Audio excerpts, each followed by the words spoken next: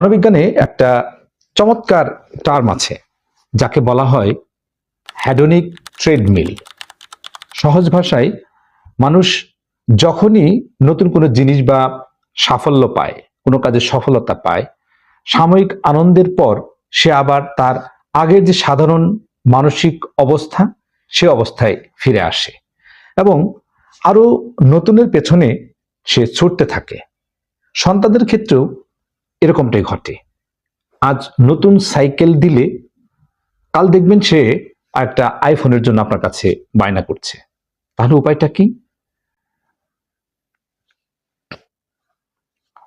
Journal of happiness studies এর একটি গবেষণায় দেখা গেছে যেসব শিশু বা কিশোর কিশোরী প্রতিদিন অন্তত একটি ভালো জিনিসের জন্য কৃতজ্ঞতা প্রকাশ করে তাদের মানসিক সন্তুষ্টি অন্যদের চেয়ে অনেক বেশি থাকে এবং তাদের মধ্যে বিষণ্ণতা কম হয়।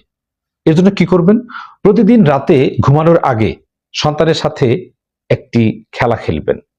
তাকে জিজ্ঞেস করুন, আজ সারাদিনে তোমার সাথে ঘটা 3টি ভালো জিনিসের নাম বলো, যার জন্য তুমি আল্লাহ তাআলার কাছে কৃতজ্ঞ।